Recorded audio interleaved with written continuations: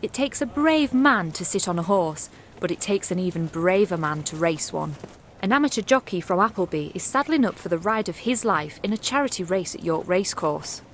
Tea Room owner Keith Oakes will be tearing up the turf in the Best Western Macmillan charity race in June.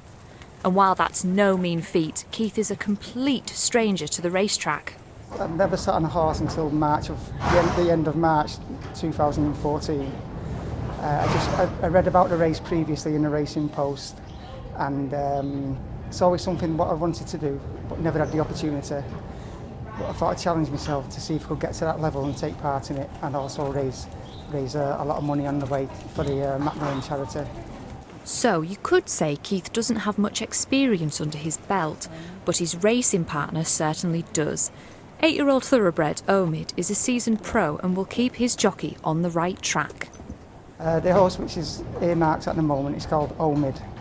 He could be a little bit not have the pace for the race, as he is, say, a 2.5 mile hurdler and will be up against flat horses.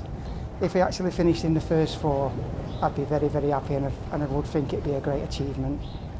The race is part of the world's oldest and biggest charity race day, raising over £65 million since it began in 1971. But even a crowd of 25,000 isn't quite enough to make Keith nervous.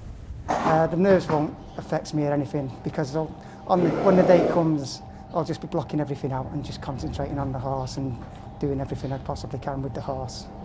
Ken Slack's racing yard in Appleby is home to winning racehorses and jockeys.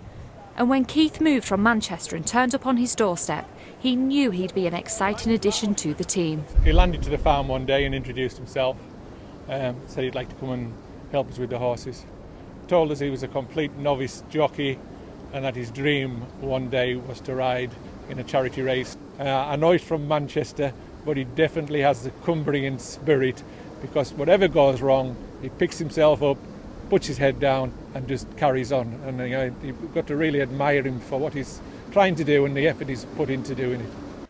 With the race in June quickly approaching, Keith and Omid are pulling out all the stops to be first through that finishing post. And while Keith may say he's not brave, he shows that you really can turn your hoof to anything. Sarah Kilburn-Wilson, ITV News, Appleby.